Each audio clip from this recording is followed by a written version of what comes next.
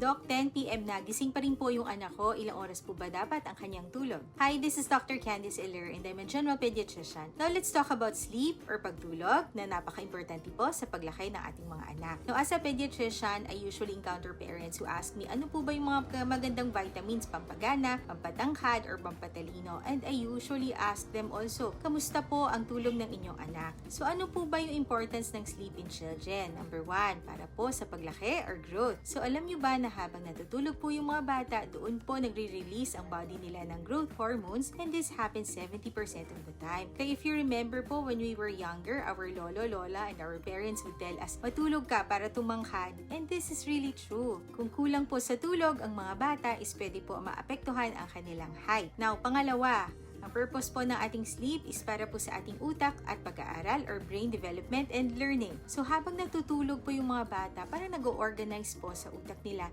Iniipon nila lahat yung natutunan sa school. Example, yung mga letters, numbers, skills, colors. Kaya yung mga bata na well-rested, mas focused po sila at mas mabilis matuto. Now, third po is of course para sa immune system ng ating mga anak or resistensya. Now, sleep really helps repair the body. So mas malakas yung resistensya, mas less po silang may sakit at mas mabilis po silang gumaling sa kanilang sakit if they sleep better. Now, number 4 or one of the last benefits of sleep is para sa ugali or emosyon or behavioral and emotions. Now, napapansin nyo ba, just like us adults, pag kulang po sa tulog yung mga bata, parang irritable po sila, iyakin, mataray, mainitin din yung ulo. So, a well-rested child is actually a happy child. So, ilang oras po ba dapat ang tulog ng mga bata? So, that will actually depend on the age of your child. Now, for example, if your child is 1 to 3 years of age, 11 to 14 hours po kailangan yung tulog nila. Kasama na po dyan yung mga naps. 3 to 5 years old, 10 to 13 hours. 6 to 12 years old, 10 to 12 hours of sleep. And of course, for our teenagers, we have 8 to 10 hours of sleep po dapat.